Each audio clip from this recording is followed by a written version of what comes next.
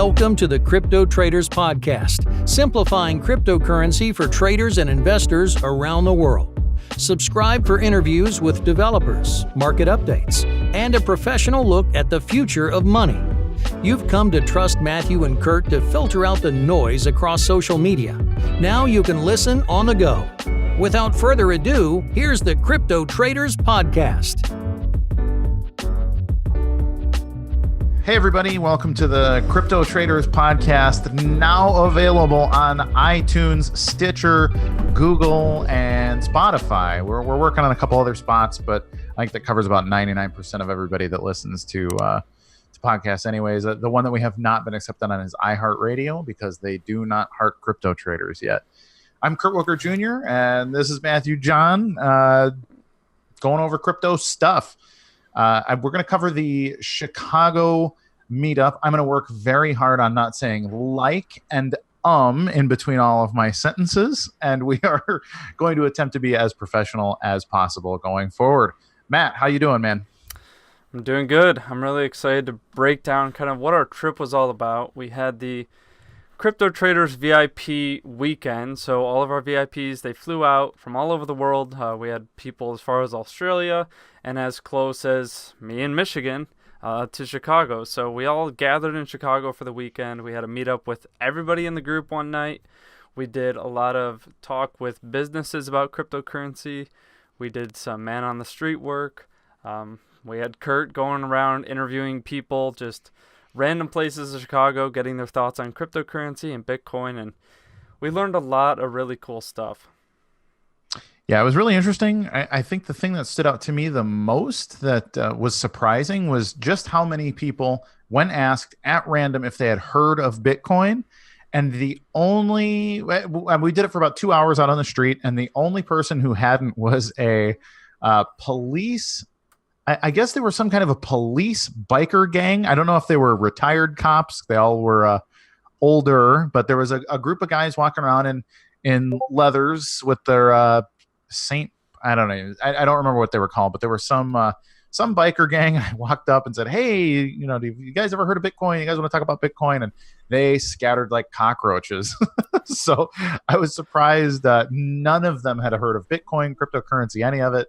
But they were old timers. They primarily looked like people between the age of about 60 and 70, and they were on some kind of a long motorcycle ride meetup thing that landed in Chicago. But everybody else, I'm talking older women, younger men, people from other countries, people like tourists, people that barely spoke the language. Everybody had at least heard of Bitcoin, and they were happy to talk to us. So that was really exciting. And this was Bitcoin. This wasn't cryptocurrency. So the question was, we were asking people, okay, have you heard of cryptocurrency? And their answer, not so much. But Bitcoin was definitely that trigger word, yeah, which is really interesting because a lot of people don't know Bitcoin is a cryptocurrency. Mm-hmm. Yeah, the terminology obviously is not crystal clear, as people are sort of in the I don't even know what you call it. We're in a weird gray area where we have mass awareness, but not actual mass understanding, I think. So the terminology is making its way to ubiquity, but use is still much lower than we'd like it to be. But that was my favorite part, to finally see people at least understand some of the basic terminology. We, of course, were handing out Bitcoin Cash because it was $1 or $2 prizes. And I didn't want to pay 20-cent fees to send BTC to people, much to the chagrin of everybody in the Bitcoin Core community. Sorry.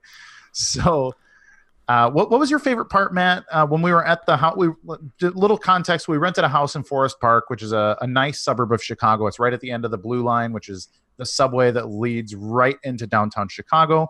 I decided it'd be nice to have a little quieter spot outside the city so it wasn't so crazy and people could have a little bit of space to spread out.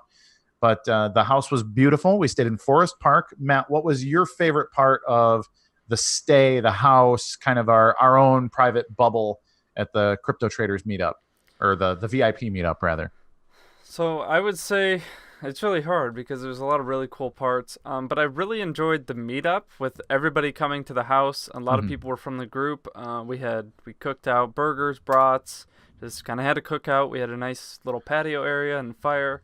And we met some really intelligent people. Some people weren't even in the Crypto Traders group, but they just stumbled along because they were friends with somebody that was in the group, and they really advised them, hey, you got to come to this meetup with us.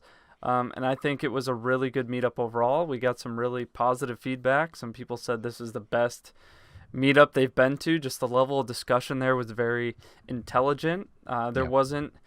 There wasn't a lot of beginners here, I would say. It was a lot of people that have been in the space for several years working on their own projects. There was developers from projects there that are already listed on exchanges. There were people working on their own, large-scale cryptocurrency projects that didn't involve a coin. So I think the level of discussion there was very high and intelligent, and it was really nice to be surrounded by people that share the same views as us. Yeah, I was surprised too. We had Anna and Rocco came from Texas. They own a medium-sized mining facility. Rocco is himself a cryptocurrency developer. We had Lance, who's the CTO of Swap Blocks, showed up. We had Amando from HTML Coin? Yes. And a number of other people just showed.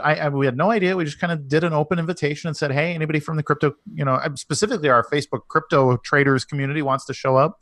And we had people that traveled. Lance hopped on a train in North Carolina and did a day and a half long trip to 33 hours. Yeah, 33 hours on a train just to come to a Saturday night meetup. So it was really, really cool to see the level of passion for people that wanted to come meet us, kind of see the Chicago crew.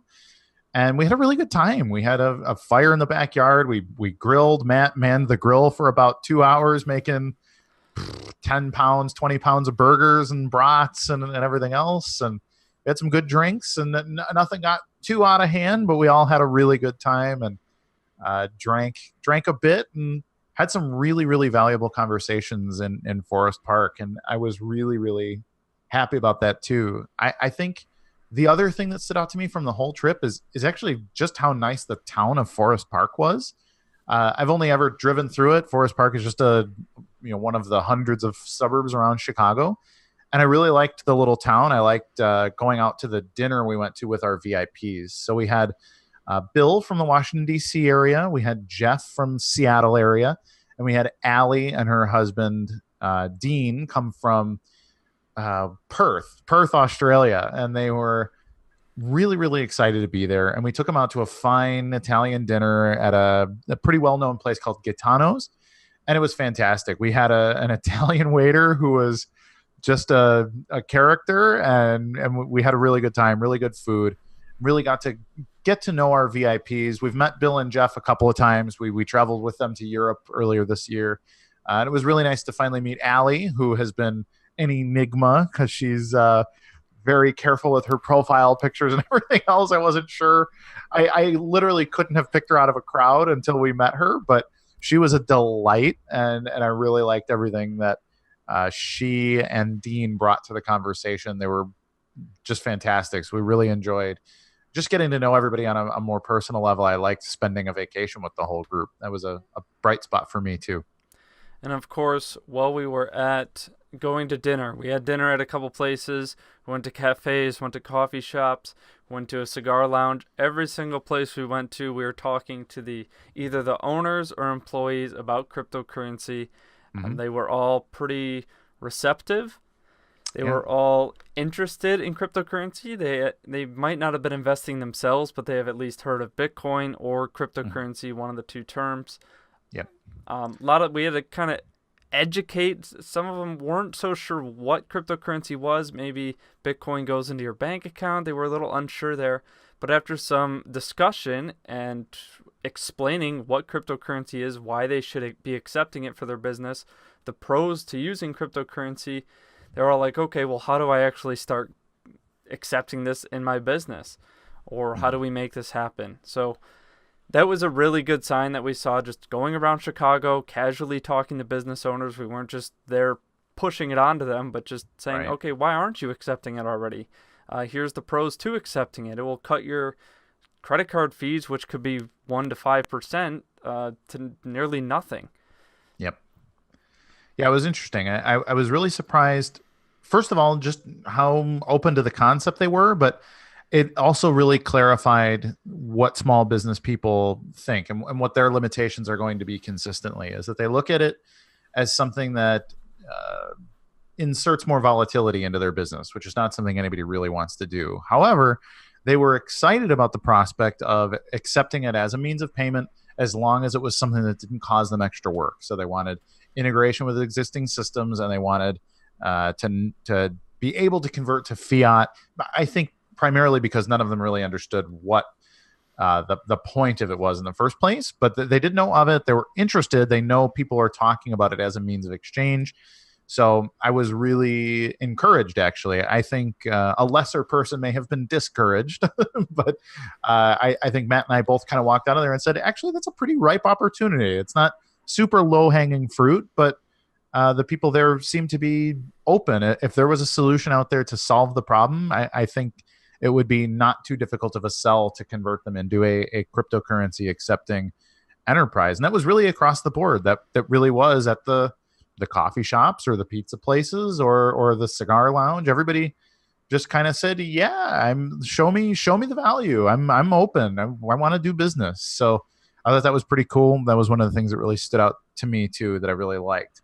Well, why wouldn't somebody want to accept cryptocurrency for their business? Well, sure. Of course, you have to deal with the volatility of the markets, but you could always transfer some of that value into fiat. So there's always a solution to the problem. You just have to figure it out. I think having more marketing and advertising, we accept cryptocurrency, that's unique because not a lot of businesses are. So you're put up on a map. Everybody in the world can see this, that you accept cryptocurrency at your business. Yeah, that's a unique opportunity that might bring some cryptocurrency investors or traders like myself to want to go to that business and give them my business over their competitor, which aren't willing to accept cryptocurrency yet. Well, and there's a lot of crypto rich millennials out there. There are people walking around with 1,000 Bitcoin because they got lucky. Maybe somebody decided to pay them over a video game server or something 5 years ago when 1,000 Bitcoin wasn't anything, and they forgot it was there. And now, I'm a millionaire and didn't realize it. I can't tell you how many people I know that are actually in that situation. So, what's the difference? Go buy a $250 box of cigars with, a little bit of the Bitcoin that you have, especially when you've got $60 million worth sitting in a paper wallet somewhere. Maybe I should spend some of this shit, right? So it's I think there's a bigger opportunity there than a lot of people realize. So we need to be helping offer some of that stuff. And actually, to anybody who's listening, we're working on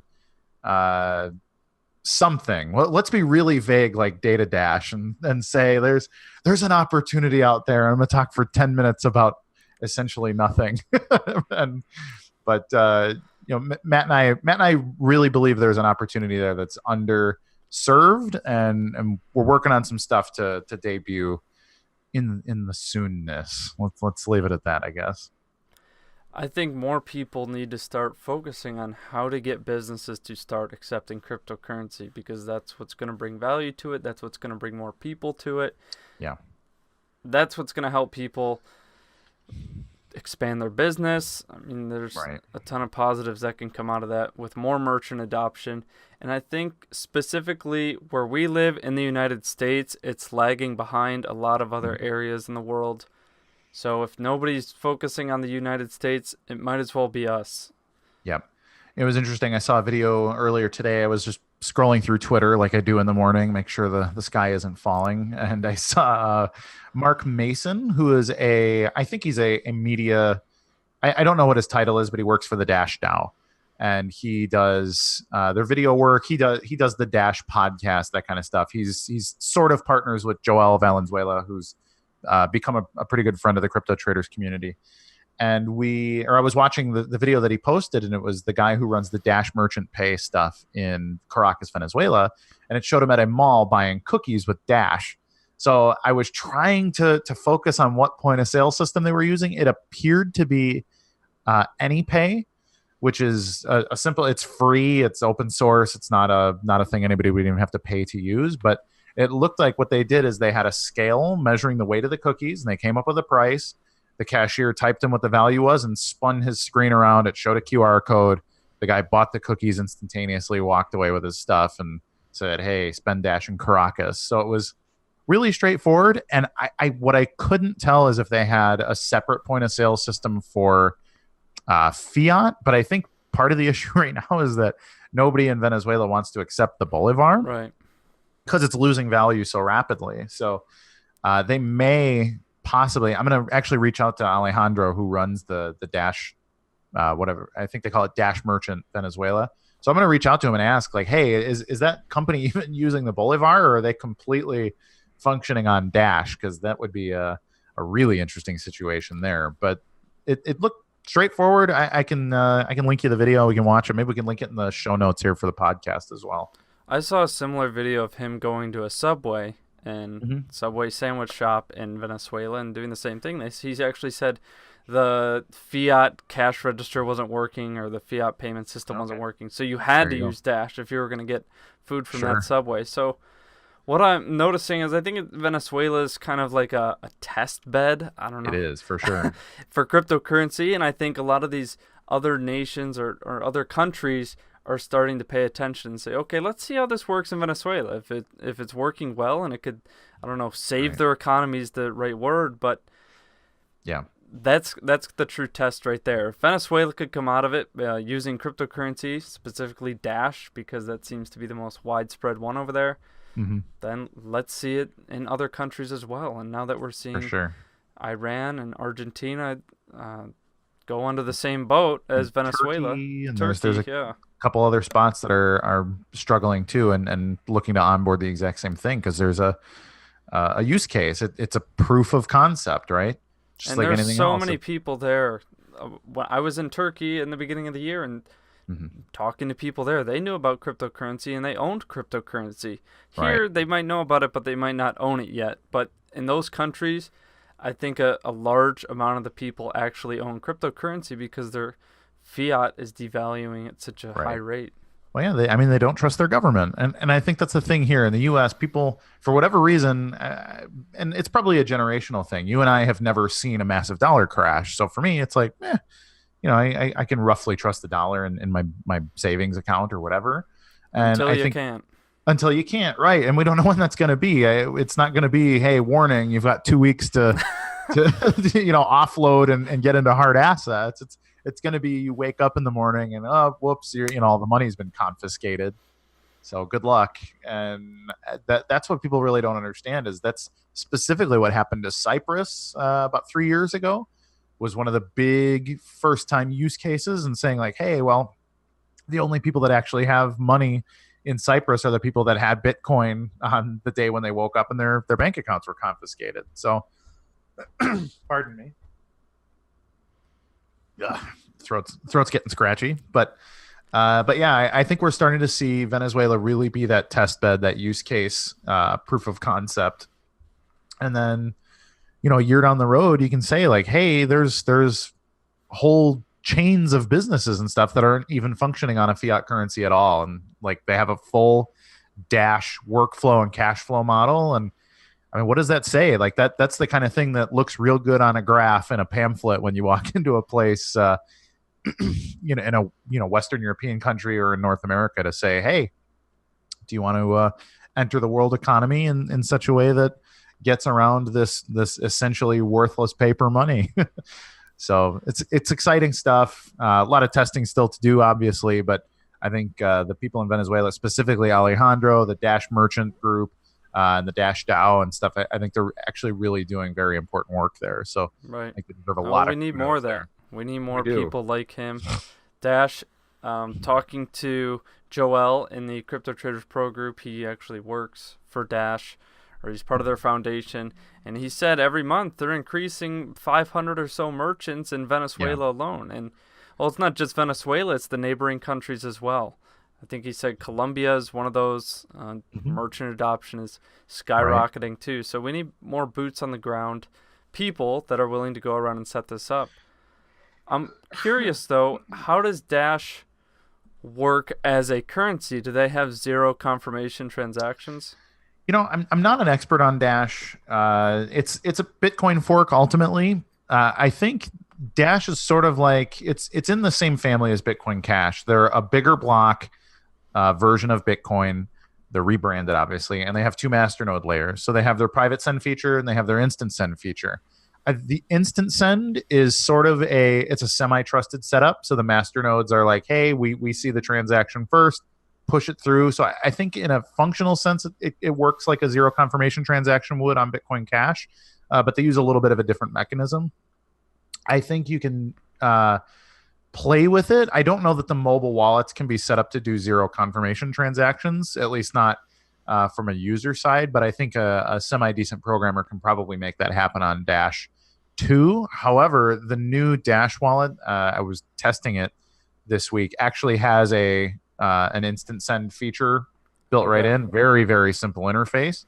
So you can just click it and it's instantaneous and it seems to work really well. So and that's a mobile wallet, you said? It is the mobile wallet. It's the iOS Dash wallet from the Dash core group. So it's like the official wallet to use. Works real nice. Super pretty, super simple. Like literally no bells and whistles, nothing crazy. In fact, I can show it right here if it'll show up on screen. I don't know that it will, but there it is. Yep. Very straightforward. Yeah. And then it's just got the instant send button. It's very, very straightforward. So doesn't Dash also have a privacy feature? They do, but only if you download their whole blockchain. So you have to have a full node wallet and it's got to be on your computer. Okay. The reason for it is it uses what's called coin join. It's kind of like a coin shuffle. It's a mixer. So the mixer is in the cloud, but you have to have the whole blockchain in order to pick other transactions to send with it to Tumble. So there's probably a way to set it up for mobile, but it doesn't exist yet. They've been talking for a long time about their Evolution wallet that is supposed to come out. It's been promised for about 9 months, and I know there are some Dash people that are upset that it is slow to release, but it's supposed to solve all kinds of that kind of stuff too. But we'll see. When it happens, and until then, we wait. So what do you think of a large business that has been generally so forward-thinking, such as Coinbase? Mm-hmm. Wouldn't you think they would be looking to push adoption onto businesses? I would think yes, but they have so many opportunities as like essentially being the bank of Bitcoin.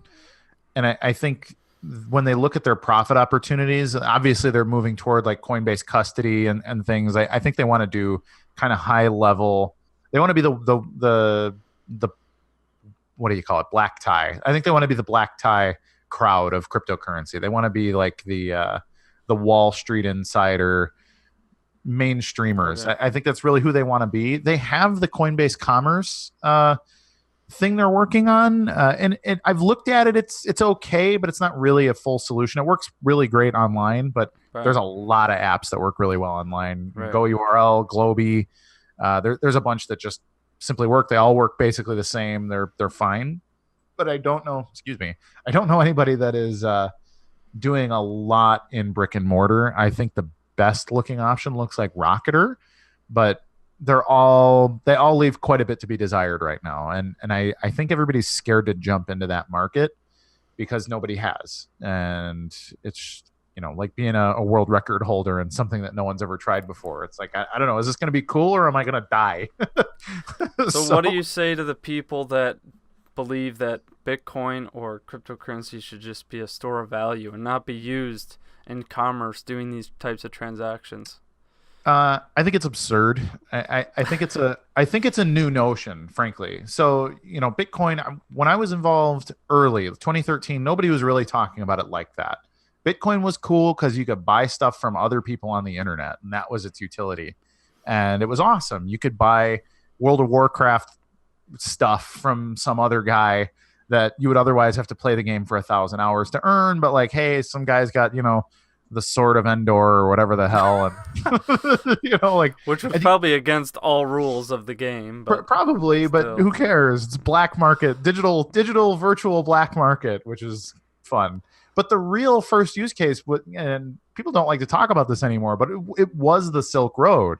So Ross Ulbricht and a couple other people put together this marketplace that was designed first as an experiment to see what will people do with a completely open bizarre. What will they do with an open marketplace? Well, given the opportunity of anonymity and everything else, people decided like, hey, we can sell drugs and stuff.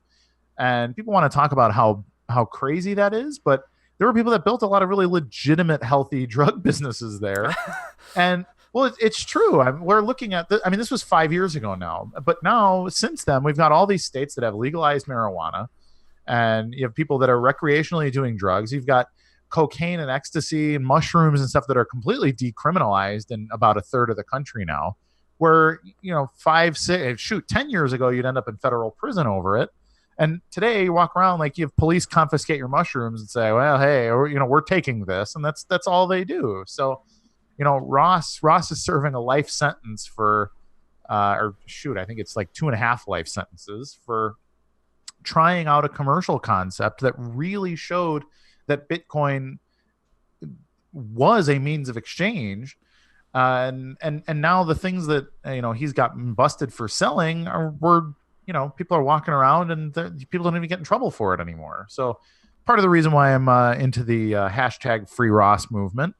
But the other one is that it really shows that Bitcoin doesn't have value if it's not being used, and that's really, and it's everything. People talk about, well, gold was a store of value. It's like, no, gold was not a store of value first. Gold was used to make things.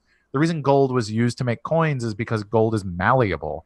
You can stamp a coin in it easily and it doesn't rust or decay.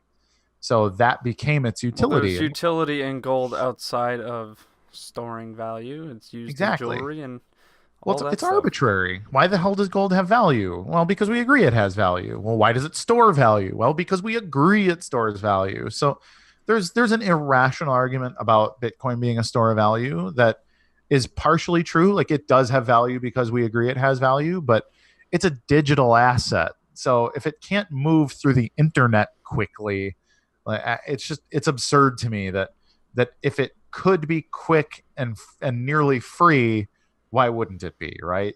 So I don't know. Store value, I think, is secondary to utility. I think utility must be primary, and some kind of weird, I hate using the word ethereal when we're talking in crypto because people think I'm talking about Ethereum and have a speech impediment, but the sort of in the ether version of it, all these bizarre, almost religious sounding reasons why Bitcoin is a store of value don't appeal to me, not in the least. What do you think? What's your thought on store of value? I think we need to be using it as cash because there's no utility if we aren't able to use it as cash. And I've been leaning more towards Kurt's propaganda, as some people call it, of Bitcoin Cash as being that solution because you can use Bitcoin Cash as cash. Right. I also have recently enjoyed a lot of Roger Ver's shenanigans, as some people say. I think he's done a really good job at exercising his point and believing that, okay, cryptocurrency should be cash. I don't care which one it is.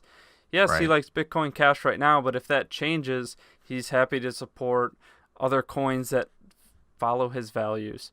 Yeah. I think Roger Ver gets a lot of hate, even though he has, from the looks of it, a heart of gold, and he believes that cryptocurrency should be one thing. That's his opinion, and he's very open and loud about his opinion, but people don't seem to like that. Yep. Sometimes I think for the wrong reasons. Yeah, I think it really reminds me of kind of like science versus religion. And I should be clear, I consider myself a religious person, but when you get people who are doggedly religious and somebody shows up and says, hey, no, there's actually all these other options, what's the response? The response is pitchforks as a rule. And so when I see Roger getting pitchforks from people who say that BTC is the only thing that matters, I think it really makes them look like a weird religious cult, frankly, especially when Roger's out there specifically saying, well, I'm open to Dash, Zcash, Zcoin, Monero, whatever. He likes Bitcoin Cash the most for specific reasons, but he's not a maximalist. He's a pragmatist and a businessman.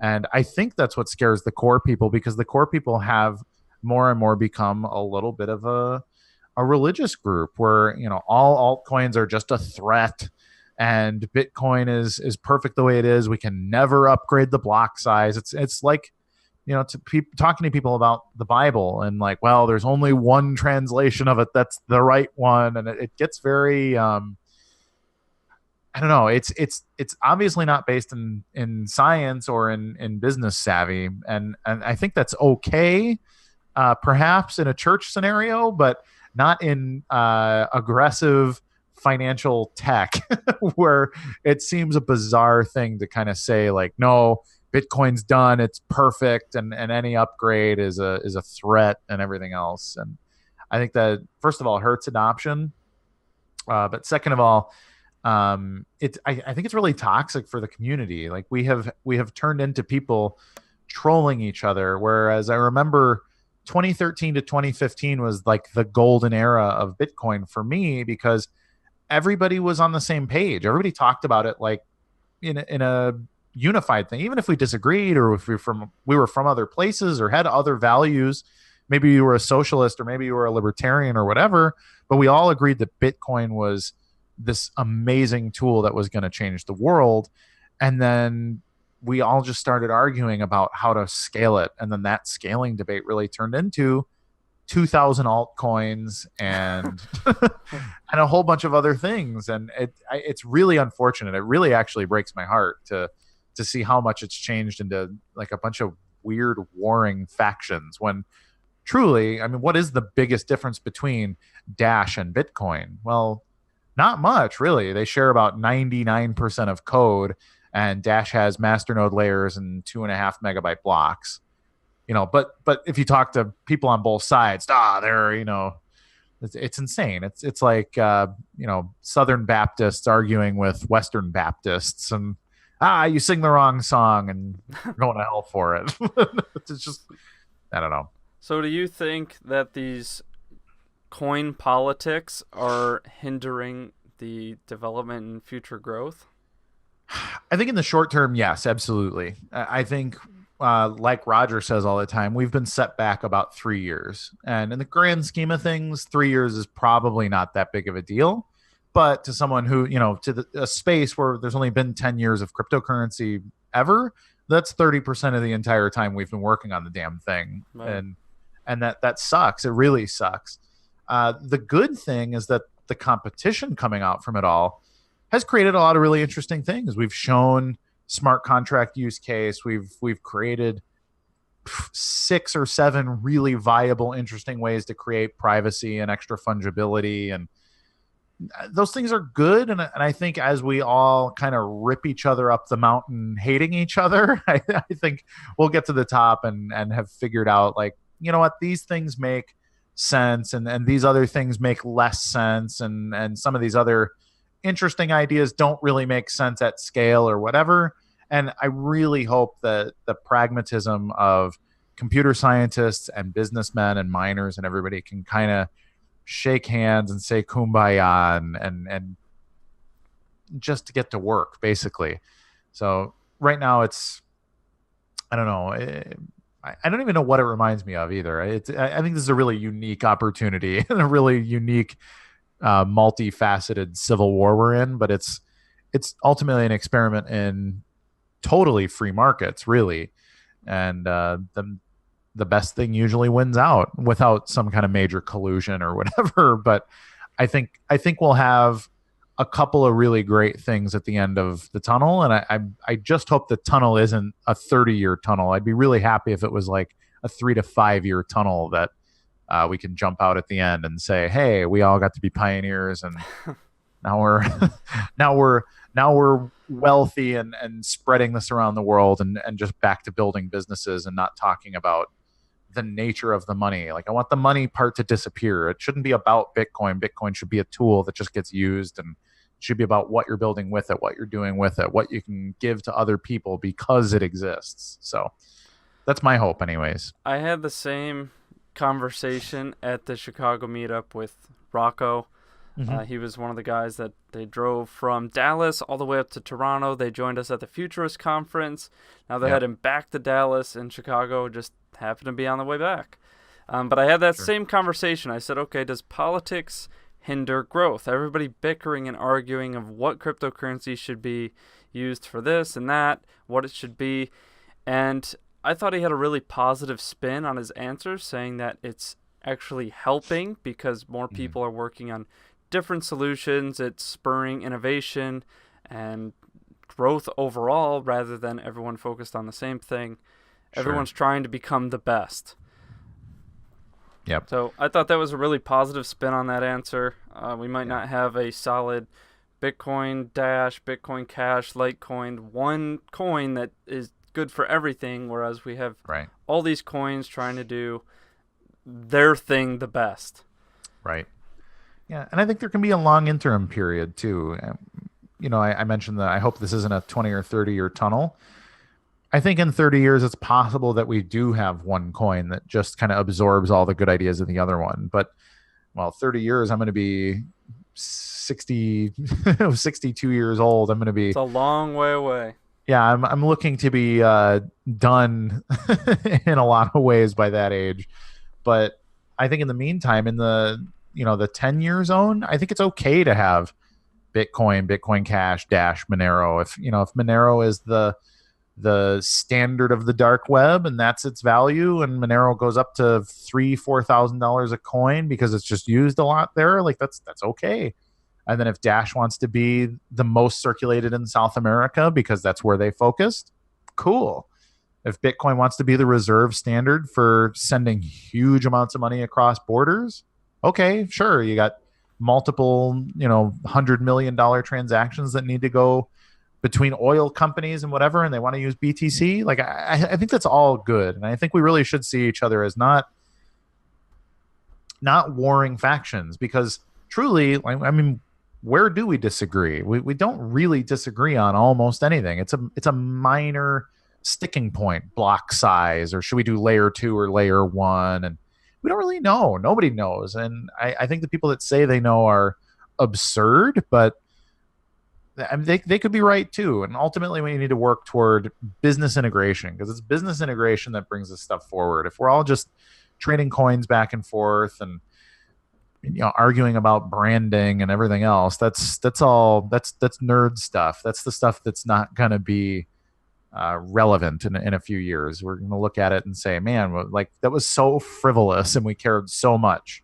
And now my whole business functions on cryptocurrency X. Maybe it'll be Zcoin or something. And like, it just makes the most sense for whatever reason.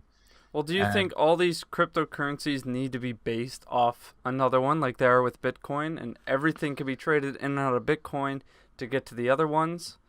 Maybe. I don't know. And I think that's an important thing to be able to say, is that in a free market, I don't know. Like, it's easy to make everything happen if everything's centralized, but this is all decentralized, and they're competing people that are trying to do all kinds of stuff. Like 99% of coins are based on Bitcoin because it's easy. You copy, paste, change the logo, add some feature that you think is awesome, and there you go. You've got Dogecoin and Peercoin and all these other coins that just exist out in the... Peercoin's done, I think. Yeah, they maybe. Yeah, I don't know. Peercoin forked and created Verge, so we've got that whole community too. I got a guy who literally won't stop messaging me about all the stuff going on in Verge, like the development. Like, man, I'm so disinterested. But who knows? Maybe Verge will be the coin everybody uses too. I don't know, and nobody knows. And that's the point, is that in a free market, anything could happen. There could be all kinds of vectors of stuff that... And it happens real fast. Right. Like, looking when I got into the markets about 2 years ago, maybe just over 2 years ago now, we've come so far as a community in general, not just crypto traders, but as an entire community. There's been so many more people that have come into the space, a lot of developers, a lot of innovation. I mean, everything has evolved so quickly, so I can't even imagine where we're going to be in the next 2-3 years, and even 10 years out, thinking... Yeah, it's impossible. It's absolutely impossible to say 10 years out what we're going to be looking at. And that's okay. That's why I'm glad to be here now. Keeping our ear collectively close to the rail lets us make those decisions earlier than most, and that's an okay place to be. Well, we're that 99%, or yeah, we're the 1%. we are the 1% inside the 99%. Right. Yeah, we sure. are ahead of everybody, and sometimes we just don't see that. But being a part of Crypto Traders community, where we are, and just going out on the streets and talking to people, sometimes you don't realize how far ahead our knowledge is compared to Joe Schmo walking around who has heard of Bitcoin, but he still thinks it goes into your bank account or you buy it through your bank account. Like, we are so far ahead, so we have the most opportunity here ahead of us. For sure. Well, so let's wrap it up there. Yeah. It's been about 40 minutes so far in our first, maybe second podcast episode. This one's number 2. We took a couple of our other conversations, turned them into podcasts, but this is the first one we'll recorded thinking of it as a podcast. So this is episode like 1.5 or something like that. But again, check us out. You can get us on iTunes, Apple Podcasts, Google, Stitcher. We're working on iHeartRadio and Google as well. And YouTube. We'll post this up on YouTube for those of you who like watching us on the video. Sure. But follow us on Facebook. That's where we are every day in the Crypto Traders Facebook group, having discussions, talking about the markets. That's where you can find Kurt and I, as well as CryptoTradersPro.com. Again, this is Matthew from Crypto Traders Pro and Kurt from Crypto Traders Pro. And we'll see you on the moon. Bye, everybody.